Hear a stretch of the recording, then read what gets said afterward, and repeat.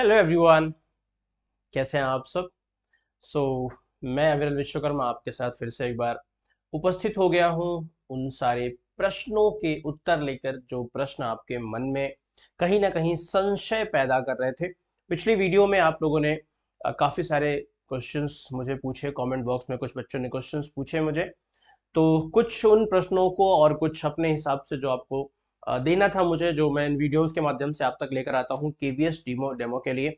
तो केवीएस का डेमो जो है होने वाला है और इस पर हम बात करेंगे। बहुत ही इंपॉर्टेंट बातचीत होगी, क्योंकि सबसे इंपॉर्टेंट चीज जो है ना वो समझना है कि हमें क्या करना है, हमारी परफॉर्मेंस कैसी होगी। ये हमारी जो प्री स्ट्रेटजी है हमारी, वहां पर इंटरव्यू के जाने के बाद या डेमो में जाने के बाद जो स्ट्रेटजी हमारी है उस पर बेस्ड है, उस पर आधारित है। अगर वो हम बेहतर करते हैं तो आई थिंक हम परफॉर्मेंस भी बेहतर कर लेंगे। तो आज की जो बातचीत है वो इस बारे में होगी और एक डेमो की क्लास में हम आपसे करेंगे, आपके साथ साझा करेंगे। तो एक इंपॉर्टेंट चीज है, पहले तो हम आपके प्रश्नों को लेंगे। आपके प्रश्न कुछ थे उनके बात करेंगे, फिर हम जो बताने आए हैं आपको उसके बारे में हम बात करेंगे।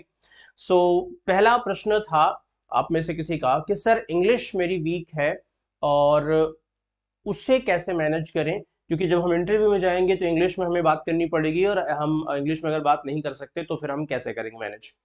तो उसके लिए मेरा उत्तर यह है कि बेटा कोई जरूरी नहीं है कि हमें इंग्लिश ही बोलनी है, बट ये ध्यान रखना कि आपका सब्जेक्ट इंग्लिश ना हो। कहीं ऐसा ना हो कि आप जिसके लिए जा रहे हैं, वो जिस सब्जेक्ट के लिए आप इंग्लिश के टीचर बनने जा रहे हैं और उसके बावजूद भी आपकी प्रॉब्लम है, तो उसमें नहीं चलेगा। बट इन केस अगर आप किसी और सब्जेक्ट के टीचर, आप हिंदी भाषा के टीचर, आप किसी और सब्जेक्ट के टीचर हैं और वहां पर आपको लगता है कि आप फ्लुएंट नहीं है, इतनी इंग्लिश तो हम सबको आती है ना कि yes know very good thank you so much, ये सब तो सारी चीजें आती है ना हमें। छोटे छोटे शब्द तो ऑलरेडी हम लोग बात करते ही ना, बोलते ही हैं। तो हम लोग मिक्स कर सकते हैं, हम लोग कोशिश कर सकते हैं कि हम बातचीत के बीच में कुछ वर्ड्स को ऐसे इंक्लूड करते रहें ताकि हमारे लिए वो आसान रहे, एक कन्वर्सेशन जो है वो हेल्दी कन्वर्सेशन बन सके आपके और इंटरव्यूअर के बीच।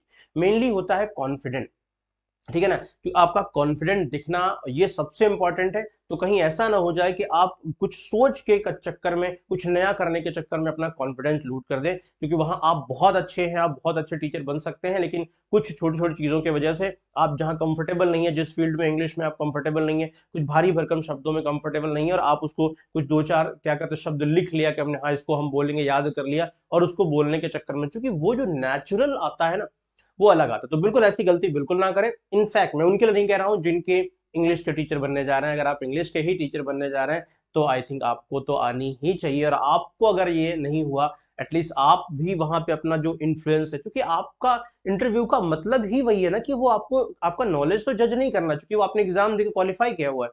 तो बहुत हमारा जो इंटरव्यूअर का वेस होता है बहुत ज्यादा नॉलेज जज करना नहीं होता, वो कुछ बहुत सारे और भी पहलुओं को देखता है वहां पे। तो आपको अपने प्रेजेंस को, अगर आप एज इंग्लिश टीचर जा रहे हैं तो आपकी प्रेजेंस उस सब्जेक्ट को भी दिखाना होगा। हम मैथ के टीचर बनने जा रहे हैं तो हमारी प्रेजेंस जो है वो हमारी बातचीत में, हमारे डेमो टीचिंग में वो दिखना चाहिए कि हाँ मैं कितना कैपेबल हूँ, वो सब उन सब चीजों को लेके हम कितना, क्योंकि आपका जो कॉन्फिडेंस है वो भी बताता है ना कि आप कितने कैपेबल है उसके लिए। कॉन्फिडेंस अगर डाउन है तो वो तुरंत समझ जाते हैं कि आप सब्जेक्ट में भी डाउन होंगे, क्योंकि आपका कॉन्फिडेंस ही नहीं है।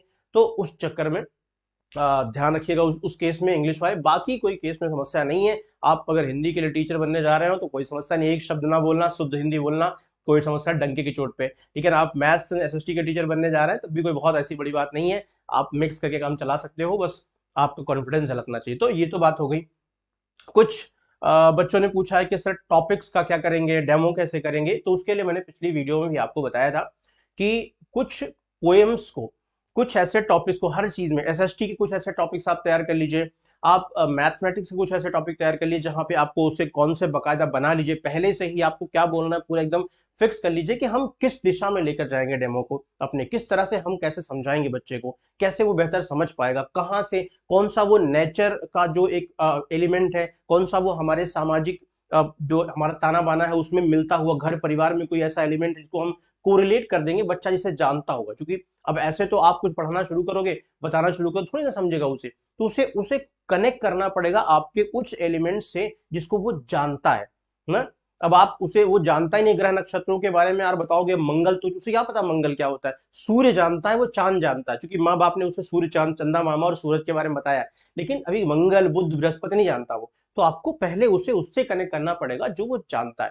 तो हर सब्जेक्ट में, इसीलिए मैं कहता हूँ, चाहे वो आप इंग्लिश पढ़ाने जा रहे हो, चाहे आप मैथ पढ़ाने जा रहे हो, चाहे एसएसटी पढ़ाने जा रहे हो, चाहे हिंदी पढ़ाने जा रहे हो, कुछ ऐसे टॉपिक्स लीजिए, दो तीन चार, जिनको आप पढ़ाएंगे वहां पे। इन केस अगर आपको पढ़ाना पड़ा उन्हें, तो उसको कैसे आप रिप्रेजेंट करेंगे, वो एक पूरा स्ट्रक्चर पहले से ही तैयार करिए। और मैं कहता हूँ कि आप पढ़ाइए, आपके घर में, परिवार में जो भी बच्चे हैं उन्हें पढ़ाइए, नहीं आसपास स्कूल में पढ़ाइए, कहीं भी किसी को भी पढ़ा के दो चार बार टेस्ट कर लीजिए अपने आप को कि कहीं ऐसा तो नहीं कुछ प्रॉब्लम हो रही है आपको। फ्लुएंट होना चाहिए, कॉन्फिडेंट दिखना चाहिए आपको, खड़े होने के बाद सबके सामने आपको हेजिटेशन एक मात्र रंच मात्र भी नहीं होनी चाहिए। वो आई तो आपका सारा का सारा ज्ञान जो है वो धरा रह जाएगा, फिर मतलब नहीं निकलेगा। क्योंकि आप टीचर बनने जा रहे हो और आप बोर्ड पे खड़े होके बोल भी नहीं सकते हो दो शब्द सही बिना हेजिटेशन के, तो फिर आपको मतलब टीचर का आपका नॉलेज किस काम का है? ठीक है ना। तो सबसे इंपॉर्टेंट है कि नॉलेज के साथ साथ बहुत सारे लोग, अब भारत में बहुत सारे 121 करोड़ की जनसंख्या में, हालांकि अब तो 130-140 हो गई हुई, हो जाने वाली है, तो उसमें बहुत सारे लोग अच्छे ज्ञानवान हैं, लेकिन सब अच्छी डिलीवरी नहीं कर सकते। ठीक है ना, तो वो आपको दोनों दिखाना पड़ेगा। आप जब डेमो डेमो का मोटिव ही यही है कि वो आपकी डिलीवरी ही देखना चाहते हैं कि आप कितने कॉन्फिडेंट तरीके से कैसे किस किस एंगल से बच्चे को समझाने की कोशिश करोगे। तो इसलिए पहले ही उन टॉपिक को, अब कुछ छात्र जो हिंदी वाले हैं, मैंने उस पिछली वीडियो में कहा था कि पोएम पढ़ाना, अगर हिंदी में आपको कुछ पढ़ाने की जिम्मेदारी दी जाए, या वो कहें या वो कुछ नहीं बोल रहे हैं, तब भी आप हिंदी चूज कर लेना। अगर वो कह रहे हैं कि हाँ इस वाली किताब को वहां से पढ़ाओ, या कई बार ऐसा होता है बच्चे बताते हैं कि वहां कुछ किताबें रखी होती, उनमें से बोल देते हैं कि इस किताब से पढ़ा दो कुछ चीजें, तो अगर उन्होंने बोला है एसएसटी से पढ़ा दो या मुझे मैथ सिखा दो आप, तो वो ठीक है, फिर वो जो कह रहे हैं उनके हिसाब से करो। लेकिन अगर वो कुछ नहीं बोल रहे हैं, कुछ पढ़ा के दिखाइए, तो आप हिंदी चूज कर लेना। ठीक है, हिंदी एकदम सेफ साइज है अपना। अब हिंदी में क्या करना है आपको, 4 5 6 पोएम्स तैयार करनी है। मैंने कहा था गद्य पर मत जाइएगा, पोएम पढ़ाइएगा। पोएम पढ़ाना आसान होता है, उसका जो डिलीवरी वाला जो पोर्शन है ना, वो बड़ा प्यारा होता है, तो आप उसको कोरिलेट कर ले जाओगे। आपको अगर कोई कविता पढ़ानी, जैसे पिछली कविता मैंने पढ़ाई थी आपको, सरसर सरसर उड़ी पतंग, फर फर फर फर उड़ी पतंग। आज एक कविता और मैं सुनाता हूँ आपको। सपोज करो कि एक कविता आपके एक काम करते हैं, आप कुछ नोट कर लो। कुछ कविताएं मैं जैसे मान लो बताऊं, मैं क्लास 4th में कविता है माता पिता। अब मैं उन कविताओं के नाम ले रहा हूं जो जिसपे आप विजुअलाइज कर सकते हो, क्योंकि विजुअलाइज करना बहुत जरूरी है, बच्चे को कनेक्ट करना जरूरी है। तो आप जैसे ही आओगे, फिर आप पहले गुड मॉर्निंग या गुड इवनिंग जो भी करोगे, बच्चों से अभिवादन करोगे, फिर डेट लिखोगे कि डेट कौन सी है ना। अगर हम देखें यहाँ पे, हम क्या करेंगे, यहाँ पे दिनांक लिखेंगे। अब मैं तो ऐसे लिख दे रहा हूँ, लेकिन आप ऐसे मतलब प्यार अच्छे से लिखिएगा थोड़ा सा, ठीक है ना, बढ़िया सा अच्छी राइटिंग में, घसीट के मत लिखिएगा। तो दिनांक लिख देंगे हम कि क्या है दिनांक, फिर अपना सब्जेक्ट लिखेंगे ना, विषय क्या है हमारा, आज हम क्या पढ़ाने जा रहे हैं, विषय विषय लिखेंगे नहीं, ध्यान रखना विषय सिर्फ लिखेंगे। और फिर उप विषय, कुछ लोग उप विषय का भी बात करते हैं, तो यहाँ पे दिख रहा है उप विषय क्या है। आप लिखना चाहे तो लिख सकते हैं, नहीं लिखना चाहे कोई समस्या नहीं, उप विषय का विषय जानते हैं। अब विषय क्या है ये आपको लिखना नहीं है, फिर बच्चे को आपसे बात करनी है। तो बच्चे से बात करनी, सपोज करो कि मान लो हमने माता पिता वाली कविता शुरू करनी है, तो बच्चे से पहले पूछना पड़ेगा घर में कौन कौन है ना, घर में आपके कौन कौन है, आपको सुबह टिफिन कौन देता है, तैयार कौन करता है, अच्छा ये बताओ, अच्छा वो बताओ। तो ये सारी चीजों को मिला के आपको टॉपिक वहां से ले आना है। सपोज करो कि एक कविता है गुरु महिमा, टीचर के लिए महिमा कविता है, काफी लंबी, ध्यान रखिएगा मैं नाम बता रहा हूं, लेकिन आप खुद से इस पर काम करिए, इसको पढ़िए, इसको विजुअलाइज करने के लिए एलिमेंट ढूंढिए, कैसे आप बच्चे को करवा पाओगे। अगर आप नहीं कर रहे हो तो मत करिएगा इसको, फिर कोई दूसरी कविता लीजिए। कविताएं बहुत सारी हैं, 1 से लेके 5th तक की इतनी सारी कविताएं हैं कि आप किसी को उठा सकते हो। मैं जो नाम बता रहा हूं मेरे हिसाब से बेहतर है, बट आपको अपने हिसाब से ध्यान देना, इस पर वर्क करना है। जैसे भारत देश हमारा, एक कविता है आपके क्लास में, शायद 4th क्लास में या 3rd क्लास में, भारत देश हमारा, इसको ले सकते हैं, देश के बारे में बता सकते हैं अगर विजुलाइज कर सकते हैं। नहीं है तो तिरंगा, एक तिरंगा प्यारा की कविता है, बहुत प्यारी कविता है, और आई थिंक ये तो बहुत ही आसान है। तिरंगा झंडा क्या है, देश का चिन्ह है, इन सब पे बात करना, उससे विजुलाइज कर सकते हो, फिर आप पढ़ के सुना सकते हो। फिर डिसाइड करने के बाद आदर्श वाचन के बाद क्या करोगे, बच्चों पर उस पर थोड़ा सा डिस्कशन करोगे, कुछ क्वेश्चंस पूछोगे उनके बारे में कि ये कैसा था, कितने कलर होते हैं, क्या होता है, बीच में एक चक्र होता है, बीच में क्या होता है, कोई बताएगा ये होता है, तो वो सारी चीज देखा है कि नहीं देखा ना, तो ये सारी बातें हम कर सकते हैं। या कह सकते हैं कि चंदा के घर दावत ना, एक कविता है क्लास 3rd की शायद मुझे लगता है, चंदा के घर दावत एक कविता है, वो आप कर सकते हो। पेड़ लगाओ वो कविता कर सकते हो। एक गौरैया नाम की बहुत प्यारी कविता है, गौरैया, पेड़ लगाओ गौरैया, चंदा के घर दावत, ये सब तो मतलब विजुअलाइज करना बड़ा आसान है। आप एलिमेंट ढूंढ लोगे अपने आसपास के माहौल से, पर बच्चे के घर परिवार के माहौल से ढूंढ लोगे, तो ऐसे आप आराम से कर सकते हो। आज जो कविता एक कविता मैं आपको पढ़ के सुनाई दे रहा हूँ, ठीक है, तो सपोज करो कैसे करोगे आप, वो जो फॉर्मेट है वो मैं बता चुका हूँ, उसको आपको पकड़ लेना है, कैसे पकड़ना है बस मैं थोड़ा सा आपको रिसाइट करके बोलता हूँ। तो जैसे देखो, मान लो हमने एक कविता लिया, तितली। तितली एक कविता है। अब तितली कविता को अगर हमें, क्लास 4 की कविता है ये भी, तो तितली कविता को अगर हमें डिसाइड करना है तो पहले हमें क्या करना पड़ेगा, बच्चे को ये एकदम कनेक्ट करना पड़ेगा कि बच्चों आपने क्या क्या देखा है उड़ते हुए। अच्छा, जुगनू देखा है कि नहीं, वो शाम को रात को देखा है आपने ऐसे जलते हुए, ऐसे छोटे छोटे उड़ते हुए ऐसे लाइट जल रही होती है, कभी देखा आपने? अच्छा, दिन में फूल हैं, घर पे फूल होंगे ना, कौन कौन से फूल देखे तुमने? अच्छा, फूलों पे वो उड़ते हुए आते ना, भंवरे, तितली, और क्या क्या देखा आपने, तो पकड़ के खेला, वो रंग बिरंगे पंखों वाली, वो गेस्ट करेंगे, थोड़ा थोड़ा गेस्ट करेंगे, या हो सकता है कोई बच्चा बता ही दे आपको कि हाँ, ये बच्चा तो होगा नहीं वहां पे डेमो में, तो हो सकता है कोई टीचर या जो भी होगा बता ही दे। नहीं बता रहे तो कोई बात नहीं, आप खुद ही एज्यूम कर लो। अच्छा, गुड, वेरी गुड, हाँ तितली, ये हुई ना बात, उसके पंख वही सारे कलर्स होते हैं उसमें ना, ढेर सारे रंग भरे होते हैं ना पंखों में।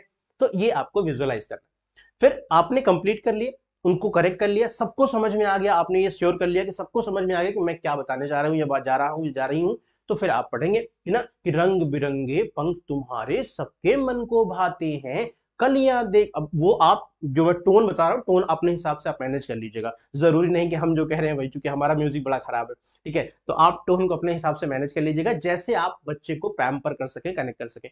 और तीसरी चीज, ऐसा करते समय क्लास का ध्यान रखें। क्लास 1 की कविता है, कोई क्लास 1 का चैप्टर है, या क्लास 2 का है, 4th का, 7th का है, 8th का है, तो उस हिसाब से 6 के बच्चे को आप जो पढ़ा रहे हो, 7 के बच्चे को पढ़ाओगे, तो आपकी कविताएं थोड़ी सी अच्छी हो जाएंगी और उनके समझ में काफी बातें आती हैं। तो इसका मतलब ये नहीं कि उन्हें भी एकदम छोटे बच्चों की तरह ट्रीट करोगे, थोड़ा सा आपको भी मेच्योरिटी वहां चेंज कर लेना अपनी स्ट्रेटजी को। तो ये हम कर लेंगे। तो तितली नामक कविता है, आप वहां से कर सकते हो। अब जैसे ही आपने पढ़ा दिया तो फिर इस पर चर्चा कीजिए, ऐसे छोड़िए मत, उस पर चर्चा कीजिए कि क्या क्या सीखा आपने, कैसे थे पंख, कैसे हैं तितली के, कैसे थे, तो बताएंगे बच्चे कि हाँ ऐसे थे। अच्छा, कलियां, कलियां क्या होती, कली के बारे में जानते हो, कली क्या होती है? जो कुछ वर्ड्स है उनके बारे में बताओ कि ये है कली क्या होती है, वो फूलों का जो खिलना होता है, जो नई अधखिले फूल होते हैं, जो फूल खिल रहा होता है ना, वो सारी चीजें। या और जो इसमें यूज किया गया है, चाहे तितली की बात करें, चाहे उसमें और भी कुछ अगर शब्द ऐसे हैं जो आपको लगता है कि बच्चों को नहीं समझ में आ रहे, कि सुंदर सुंदर प्यारी तितली, आंखों को तुम भाती हो, आंखों को भाना, भाना क्या होता है, अच्छी लगना ना, तो इन सब के बारे में आप समझाओगे बच्चे को। बेसिकली जो पूरा निचोड़ है, जो पूरा मूल है, वो ये है कि आपको उस 5 मिनट में उन 3-4 इंटरव्यूअर्स को, जो आपको डेमो ले रहे हैं, उनको इम्प्रेस करना है on the term of confidence, तरीके, स्ट्रेटजी। तरीका का मतलब ऐसा जरूरी नहीं कि आपका अपना होना चाहिए। एक चीज ध्यान रखना, जब आप अपना खुद से तैयार करोगे ना, तो वहां झलकेगा, वो दिखेगा, उनको एफर्ट नजर आना चाहिए आपका, कि आपने जो पढ़ाया उसमें एफर्ट लगाया समझाने के लिए, और समझाने के एफर्ट के लिए आपने प्रॉप्स जो इनविजिबल है, जो है नहीं वहां पे, बट आपने अज्यूमिंग प्रॉप्स का यूज किया, पेड़ को बताया, तितली को बताया, पंखों को बताया, कीड़ों को बताया, कैसे बच्चे को कनेक्ट करके कोशिश की आपने, वो चीज नजर आनी चाहिए उन्हें। तो वो सबसे इंपॉर्टेंट है, जो अच्छे मार्क्स आपको दिला देगी और क्वालिफाई भी करवा देगी। तो आई होप कि आपने समझ लिया होगा। आज हम लोगों ने बात करी, कुछ आपके प्रश्न थे जो उन पर बात कर ली। टेंशन लेने की जरूरत नहीं है, बिल्कुल। बहुत सारे बच्चे मैसेज करते हैं कि सर बड़ी घबराहट हो रही, बिल्कुल घबराने की जरूरत नहीं है। मैंने कहा था आपसे कि आसपास कोई स्कूल है तो वहां जाया कीजिए, शुरू कर दीजिए, दिन में 1-2 घंटे, आधे घंटे वहां देकर आइए, कुछ पढ़ा के आइए थोड़ा सा। अगर आप बिल्कुल भी नहीं पढ़ाए हैं, वैसे बीएड में टीचिंग होती ही होती है, माइक्रो टीचिंग, तो वहां पे आपने की होगी, लेकिन अगर नहीं की है तो थोड़ा सा प्रैक्टिस के लिए फिर से करना शुरू कर दीजिए, घर में बच्चों को पढ़ाइए।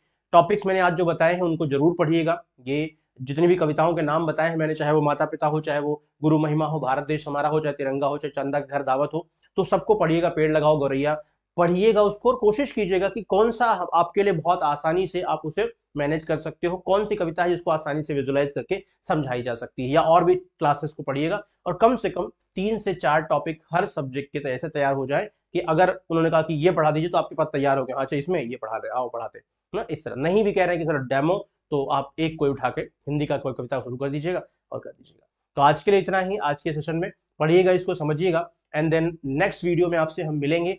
और आपके जो प्रश्न होंगे, आपके जितने भी संशय हैं मन में, आप कमेंट बॉक्स में मुझे दीजिएगा। तो अगले वीडियो में उन सारे प्रश्नों के उत्तर मैं आपको इस एक और वीडियो के साथ दूंगा। कोशिश करूंगा मैं एक नई कविता के साथ कल फिर से वीडियो के साथ मैं आपके साथ मिलूं, लेकिन कल तक आपके जो संशय है मन में, जो प्रश्न है, वो कमेंट बॉक्स में मुझे दे दीजिएगा, ताकि मैं उन पर भी बात कर सकूं। तो thank you so much, bye bye, जय हिंद, जय भारत। अपने उन सभी साथियों को ये वीडियो शेयर कर दीजिएगा, ताकि उनको भी इसका लाभ मिले, उनके भी मन में जो एक डर है डेमो को लेके, वो दूर हो सके और उस पर हम लोग काम कर सके। Thank you so much, bye bye.